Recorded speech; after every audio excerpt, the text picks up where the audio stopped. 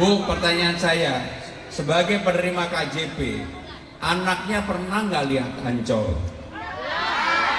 Anaknya pernah nggak lihat Taman Mini Indonesia Indah? Anaknya pernah nggak lihat Ragunan? Maka untuk mendidik anak kita tidak hanya pelajaran di sekolah, mereka juga harus melihat apa yang menjadi etalase utama Jakarta, melihat Ancol, melihat Taman Mini, melihat Ragunan, dan tidak bayar alias gratis.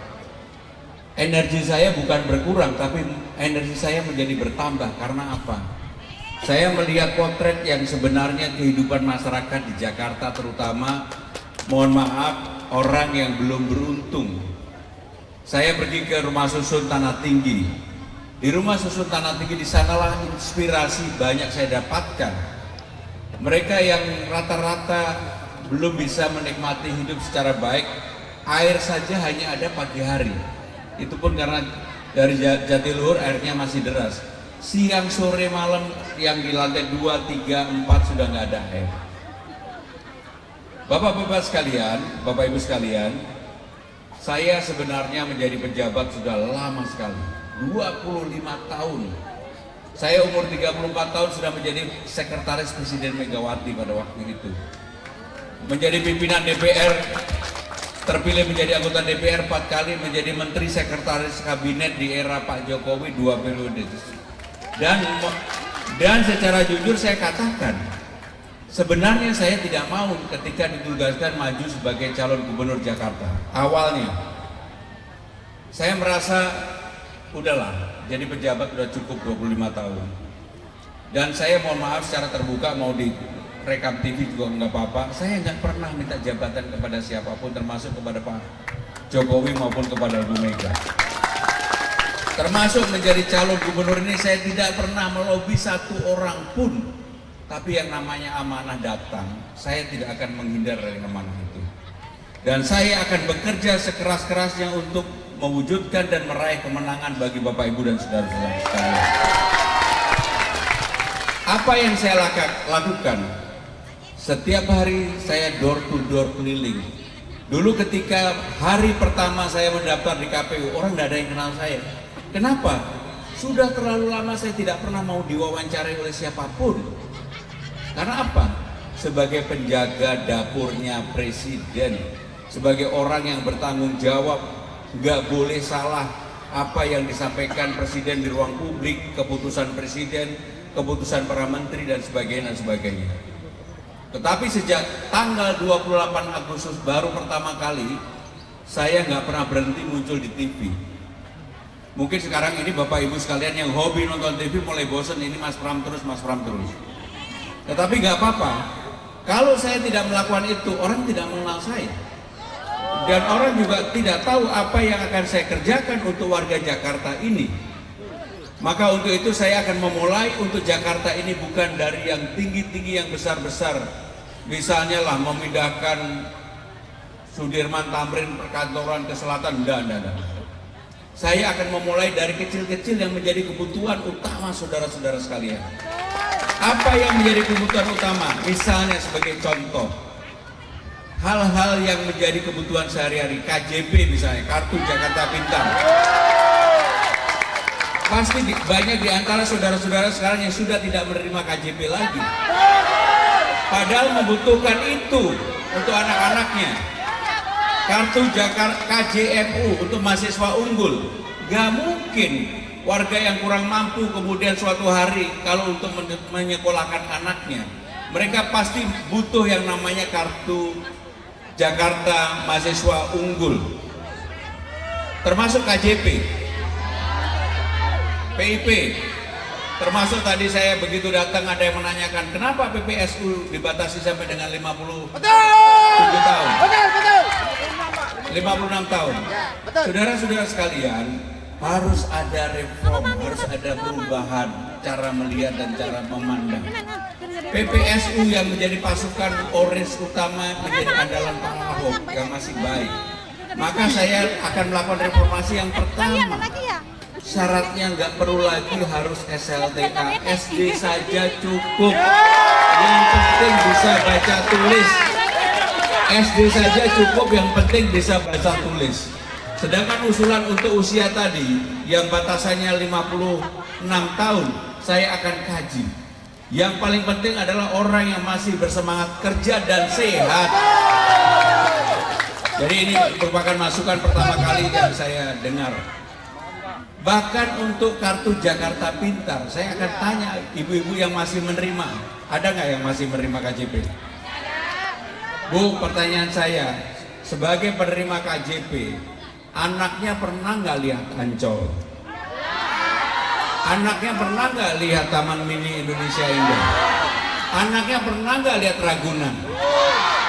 Maka untuk mendidik anak kita tidak hanya pelajaran di sekolah, mereka juga harus melihat apa yang menjadi etalase utama Jakarta, melihat Ancol, melihat Taman Mini, melihat Ragunan, dan tidak bayar alias gratis.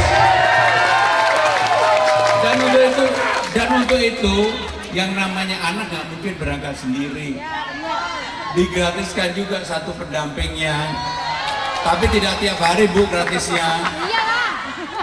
Gratisnya dalam 1 tahun 3 kali. Silakan pilih, mau ke Ragunan, mau ke Ancol, mau ke Taman Mini, silakan.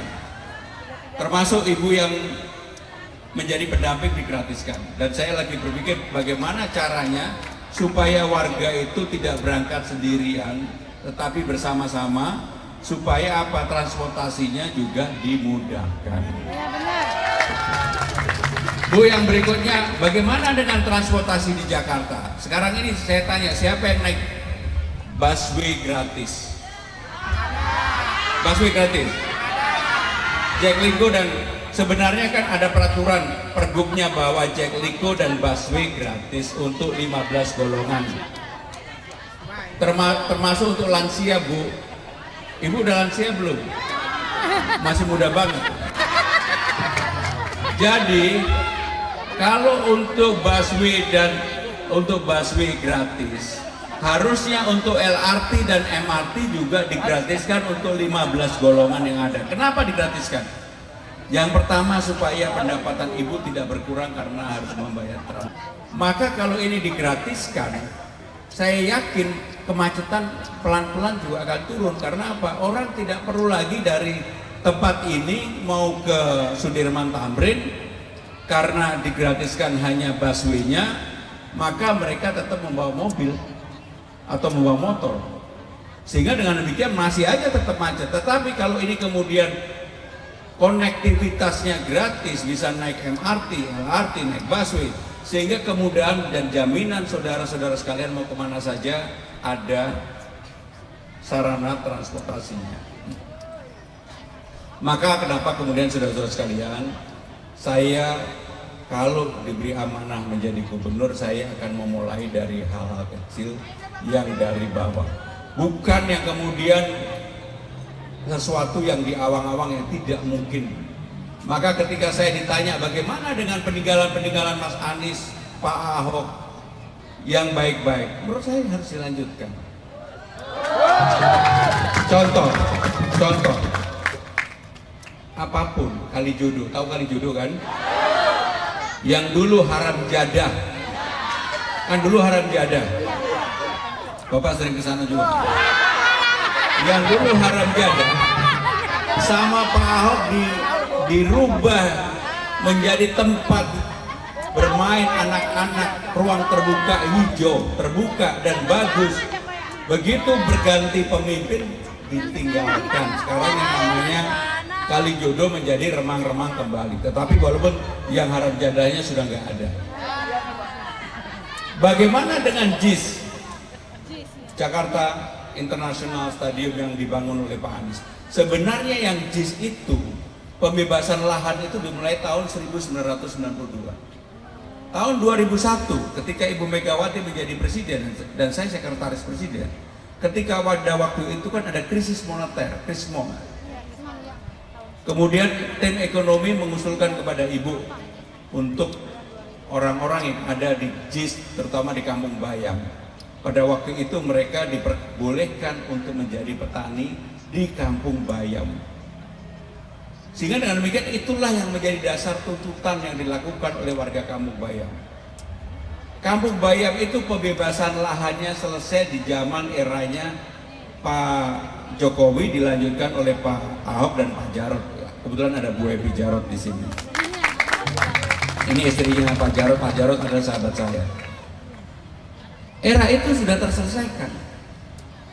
Baru di zamannya Pak Anies dibangun.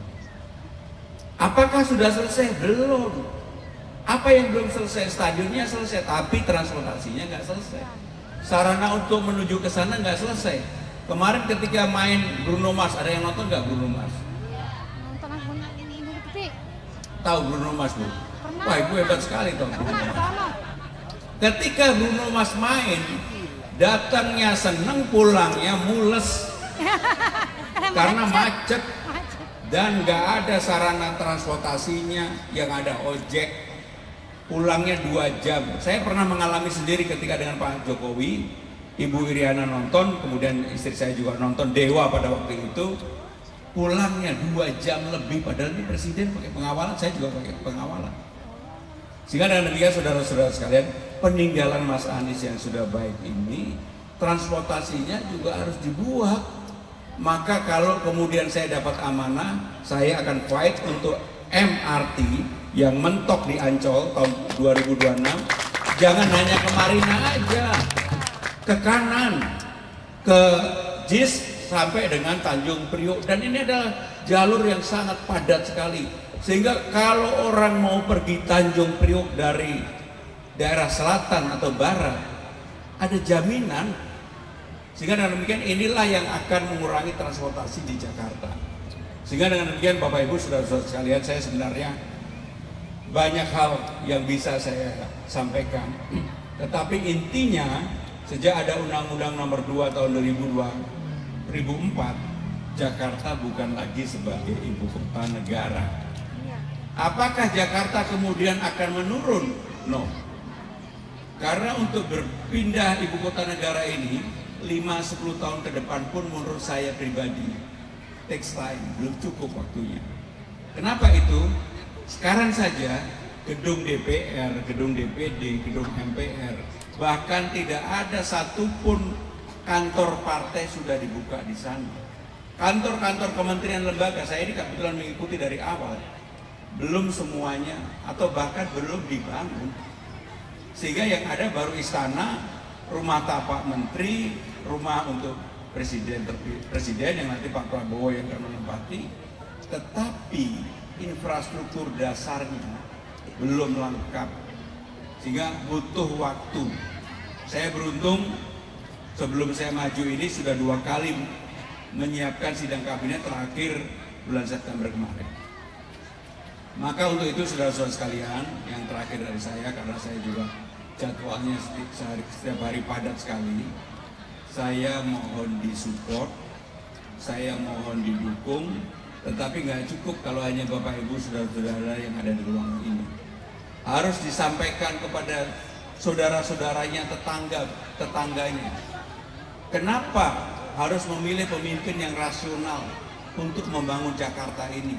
Bukan yang menjanjikan bisa bim salah bim menjulap Jakarta, nggak bisa. Maka yang saya janjikan adalah hal real yang bisa saya lakukan. Sebagai contoh, untuk RT RW memang insentifnya terlalu kecil. RT itu hanya 2 juta, RW hanya 2,5 juta. Yang begini bisa dikalikan 2 dan anggaran pendapatan belanja daerah kita cukup. Untuk Dawis, ada nggak di sini yang Dawis? Jumantik ada? Banyak. Anggarannya juga terlalu kecil, ngejar-ngejar nyamuk cuma dapat 500.000. Maka yang begini insentifnya dikalikan 2. Kenapa saya bicara yang detail-detail? Sebenarnya saya juga bisa bicara mengenai hal sesuatu yang baru. Ini yang terakhir dari saya. Jakarta perlu terobosan. Orang bayar pajak di Jakarta totalnya sekarang ini dalam 1 tahun hampir 3.000 triliun. Yang diterima di Jakarta oleh Jakarta, karena pajak itu yang berwenang adalah pemerintah pusat. Jakarta hanya menerima kurang lebih 1,5% dari itu. Jadi masih sangat kecil sekali. Maka kalau saya jadi gubernur, pengalaman panjang saya menjadi pimpinan di tingkat pusat, pernah menjadi pimpinan DPR, pernah menjadi menteri sekretaris kabinet, saya udah diingatin 2-3 menit lagi. Maka inilah yang kemudian saya akan lakukan. Apa yang dilakukan? Saya akan membentuk yang namanya Jakarta Funding, Jakarta Fund, supaya ada penerimaan baru bagi Jakarta, meniru apa yang dilakukan oleh Innafund. Jakarta menjadi investor, Jakarta menjadi investor untuk daerah-daerah yang ada di Jakarta maupun di luar Jakarta. Dan ini pasti akan bisa dilakukan karena apa? Nggak perlu kolateral. Kolateralnya apa? Kolateralnya pemerintah Jakarta. Jakarta ini sebagai kolateralnya. Kalau orang berbisnis pasti tahu ini. Dan kalau dikelola secara profesional, Innafund yang dulu modalnya 2 plus 4 triliun, sekarang uangnya udah banyak banget. Yang penting dikelola secara profesional. Kalau Jakarta Fund dilakukan, kita tidak hanya bergantung pada revenue-nya Jakarta hanya dari pajak dan restribusi. Sekarang ada kreasi baru untuk mendapatkan revenue di luar pajak dan restribusi secara profesional. Itulah yang ingin kami sampaikan. Sekali lagi saya terima kasih Pak Darmadi, Bu Hilda, Bu Ebi Jarot, dan semuanya yang hadir, Bapak Ibu sekalian. Saya mohon disupport dan saya tidak punya beban pribadi kepada siapapun karena saya tidak pernah meminta atau melobi kepada siapapun. Bahkan untuk menjalankan aktivitas saya adalah tim sukses ini, Bapak-bapak boleh dengar dari mana aja, saya tidak pernah mau membebankan kepada siapapun. Terima kasih. Wassalamualaikum.